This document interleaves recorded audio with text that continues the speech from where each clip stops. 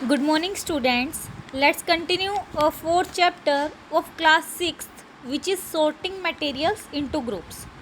Last video में हमने materials की कुछ प्रॉपर्टीज़ के बारे में पढ़ा था, तो आज भी हम अपने इसी टॉपिक को कंटिन्यू करेंगे.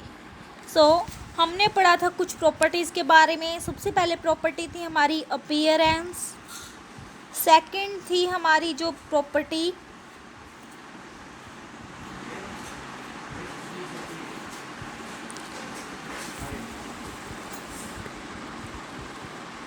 हार्डनेस.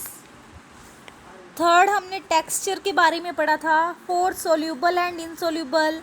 एंड लास्ट में हमने पढ़ा था कि मिसिबल एंड इमिसिबल कौन कौन से सब्सटेंसेस होते हैं. ठीक है, तो जो हमने सोल्यूबल एंड इनसोल्यूबल प्रॉपर्टीज़ के बारे में डिस्कस किया था, तो उसी के बेस पे यहाँ पे एक एक्टिविटी दी गई है. ठीक है, ये एक्टिविटी क्या बताती है कि हमें क्या करना है. हमें कुछ मटेरियल्स दिए गए हैं जो हमें बताने हैं कि वो सोल्यूबल होते हैं या नहीं होते पानी के अंदर. ठीक है, तो सबसे पहले दिया गया है यहाँ पे शुगर की चीनी है जो वो पानी के अंदर डिज़ोल्व होगी या नहीं. अगर होगी तो वो क्या होगी, सोल्यूबल. अगर नहीं होगी तो क्या होगी, वो इनसोल्यूबल. ऐसे ही चाक पाउडर दिया गया है, उसके बारे में बताना है आपको. वॉशिंग सोडा जो हम सर्फ वगैरह यूज़ करते हैं, ठीक है, घर पे, वो. सैंड जो रेत होती है, कैरोसिन मिट्टी का तेल होता है जो, और लेमन जूस. ये सब के बारे में आपको क्या करना है, सोल्यूबल एंड इनसोल्यूबल में इनको क्लासीफाई करना है. ठीक है, तो आप ये एक्टिविटी आप घर पे परफॉर्म करके देख सकते हो. ठीक है, नेक्स्ट है हमारे पास आज का जो टॉपिक, फ्लोटिंग मटेरियल या फिर मटेरियल में फ्लोट और सिंक इन वाटर. तो नेक्स्ट प्रॉपर्टी हम जो करने जा रहे हैं वो है मटेरियल्स में फ्लोट और सिंकिंग इन वाटर. ठीक है, तो सिंक का मतलब क्या होता है. सिंक का मतलब होता है डूबना. ठीक है, किसी भी चीज़ में डूब जाना. तो अगर मैं यहाँ पे बात करूँ, फॉर एग्ज़ाम्पल, अगर मेरे पास एक लोहे की कील है, तो उस लोहे की कील को अगर मैं पानी में डालूँगी तो वो नीचे सिंक कर जाएगी, मतलब कि वो डूब जाएगी. बट अगर मैं आइस को, बर्फ़ को वाटर में डालूँगी तो वो फ्लोट करेगी. ठीक है, मतलब वो ऊपर तैरेगी उसके. सम substances float in water like ice and some substances sink in water. तो अगर जो सब्सटेंसेस फ्लोट करते हैं या फिर कुछ सब्सटेंसेस हैं जो सिंक करते हैं, इस बेस पे हम उन्हें सेपरेट कर सकते हैं, क्लासीफाई कर सकते हैं. Many substances float whereas many others sink in water. कुछ सब्सटेंसेस हैं जो फ्लोट करते हैं पानी के ऊपर और कुछ हैं जो उसके अंदर डूब जाते हैं. ओके, तो हाँ, उसी के बेस पे यहाँ पे एक एक्टिविटी दी गई है, एक्टिविटी नंबर 6. इसमें क्या बताया गया है कि to show that a material lighter than float. अगर वो क्या है, हल्का होगा तो वो फ्लोट करेगा. अगर वो हैवी होगा देन वो वाटर में सिंक कर जाएगा, मतलब डूब जाएगा. तो हमारे पास यहाँ पे दिए गए हैं मटेरियल्स रिक्वायर्ड में. नेल ऑफ आयरन कील, ठीक है, जिसे हम कील बोलते हैं. वुडन स्पून, लकड़ी की स्पून, चम्मच. स्टील स्पून, स्टील की चम्मच. प्लास्टिक टॉय, कोई भी प्लास्टिक का टॉय आप ले सकते हो. या फिर पीस ऑफ वुड, कोई भी वुड का पीस, लकड़ी का पीस. की चाबी, आयरन क्लिप ले सकते हो. कैरोसिन मतलब कि मिट्टी का तेल. कोर्क ले सकते हो, ठीक है. प्लास्टिक हैंड ग्लव्स ले सकते हो, जो ग्लव्स होते हैं प्लास्टिक के, हैंड ग्लव्स. हैंडकरचीफ मतलब कि आपका जो हैंकी है वो ले सकते हो. स्पंज, टूथब्रश या पेंसिल या कोई, ये सब आपको चीज़ें लेनी है. और आपको क्या करना है कि एक ग्लास और एक हमें क्या लेना है, कोई भी ग्लास लेना है. ठीक है, मतलब जिसके, या आप टम्बलर ले सकते हो. उसके अंदर हमें क्या करना है, पानी से वो फिल कर लेना है. पानी से फिल करने के बाद जितने भी मैंने ये ऑब्जेक्ट्स आपको बताए हैं, ये आपको उसके अंदर डाल देने हैं.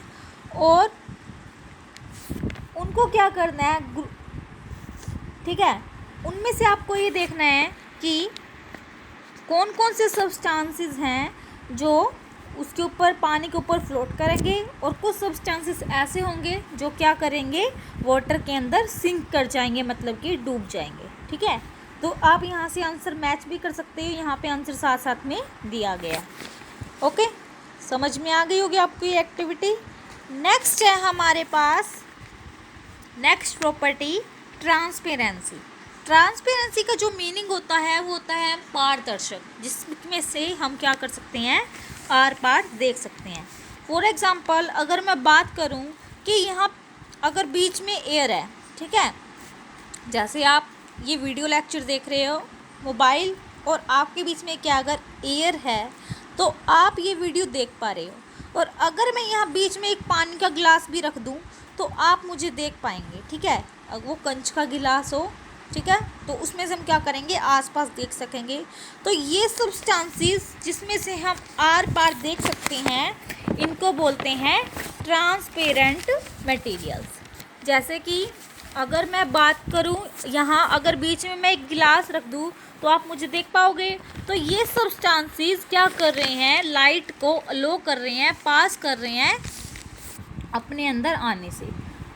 ठीक है, तो जब कोई भी मटेरियल अपने अंदर लाइट को अलो करता है, पास करता है, तो उसको बोलते हैं हम ट्रांसपेरेंट सब्सटेंसेस। ठीक है, और इसी प्रॉपर्टी को बोला जाता है ट्रांसपेरेंसी। क्या बोला जाता है, ट्रांसपेरेंसी।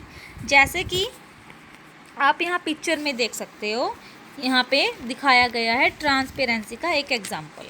सो ट्रांसपेरेंट मटेरियल की जो डेफिनेशन होगी वो क्या होगी, यहाँ पे लिखी गई है, the materials which allow light to pass through them are called transparent materials. For example glass, water and air are the transparent materials. Okay, so this property of transparency is clear to you. अच्छा, but कुछ ऐसे भी substances होते हैं जैसे soil paper या oil paper, या और कोई भी पेपर हो सकता है, जैसे बटर पेपर जो हम वहाँ पे यूज़ करते हैं, हमारी जो आर्ट एंड क्राफ्ट होता है उसमें यूज़ करते हैं। तो उनमें से कुछ हम क्या कर सकते हैं, जो ऑयल पेपर होता है उसमें से हम थोड़ा बहुत देख सकते हैं आर पार, कंप्लीट नहीं देख सकते, बिल्कुल थोड़ा बहुत। तो ऐसे मटेरियल्स जिसमें से हम थोड़ा बहुत देख सकते हैं उसे हम बोलते हैं ट्रांसल्यूसेंट सब्सटेंस या फिर ट्रांसल्यूसेंट मटेरियल्स। हमने फर्स्ट बात करी ट्रांसपेरेंट की, अब हम सेकंड बात कर रहे हैं ट्रांसल्यूसेंट की, जिसमें से हम थोड़ा बहुत आर पार देख सकते हैं, जिसमें से क्या होगी कि थोड़ी सी लाइट वो अपने अंदर क्या कर सकेंगे, पास होने देंगे या पास कर सकेंगे, उन्हीं को बोला जाता है ट्रांसल्यूसेंट। और जो थोड़ी लाइट है उसको वो क्या कर देते हैं, लॉक कर देते हैं। सो इसकी डेफिनेशन क्या हो गया वो देखते हैं। ठीक है, ओपेक मटेरियल्स कौन से होते हैं, सर्टेन मटेरियल्स, सॉरी ओपेक नहीं, हमारे पास ट्रांसल्यूसेंट है। Certain materials allow only a part of the light to pass through them, such materials are called transparent translucent material. जैसे कि एग्जाम्पल के तौर पे हम ले सकते हैं यहाँ पे ऑयली पेपर और waxed paper, ground glass are translucent materials. Okay, so this property translucent is clear to you. For example अगर मैं अब बात करूँ एक ऐसे सब्सटेंस की जिसमें से हम आर पार ना देख सकें, तो अगर मान लो आप एक क्लासरूम में हो, ठीक है, और मैं उस क्लास का गेट बंद कर दूं तो आप क्या देख सकोगे, मुझे अंदर से नहीं देख सकोगे। तो जो मटेरियल्स अपने अंदर से क्या नहीं होने देते, लाइट को पास नहीं होने देते, उन्हें हम बोलते हैं ओपेक मटेरियल्स।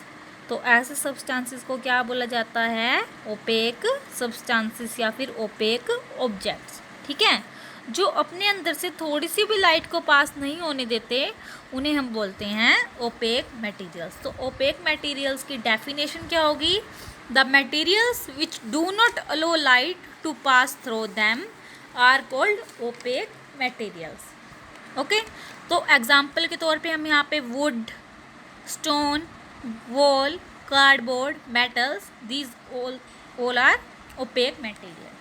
ठीक है, तो यहाँ पे आपको transparent, translucent and opaque material के बारे में अच्छे से समझ में आ गया होगा। तो यहाँ पे देखो ये लिखा हुआ है, there are many other properties such as physical state, solid, liquid, gas. Physical state कौन सी होती है, सॉलिड या लिक्विड या गैस, ठीक है, या फिर डेंसिटी, बिहेवियर, टूवर्ड मैग्नेट, मतलब कि मैग्नेटिक और non magnetic, conduction of heat, combustibility, combustible मतलब कि जो क्या कर सकते हैं, फायर कर सकते हैं, कैच कर सकते हैं फायर, ठीक है, फायर कैच कर सकते हैं, उनको हम कंबस्टिबल बोलते हैं। मैग्नेटिक और नॉन मैग्नेटिक जो क्या होंगे, अट्रैक्ट और रिपेल होंगे, वो कौन से होंगे, मैग्नेटिक मटेरियल्स, और जो नहीं होंगे वो नॉन मैग्नेटिक। सो इन बेसिस पे भी हम क्या कर सकते हैं, क्लासीफाई कर सकते हैं मटेरियल्स को। तो आगे का ये जो टॉपिक है एडवांटेजेस ऑफ ग्रुपिंग। अब ये एडवांटेज क्या है ग्रुपिंग की, अगर हमारे पास कोई भी सब्सटेंस है, अगर हमने क्या कर लिया, उसको ग्रुप के अंदर डिवाइड कर दिया, तो हम क्या कर सकते हैं, उसको ईजिली सॉर्ट आउट कर सकते हैं। जैसे कि आपके स्कूल में क्या होता है कि जैसे 6th class, 7th class, 8th class, 9th, ऐसी हर एक क्लास दी गई है, ग्रुप में बांटी गई है ना।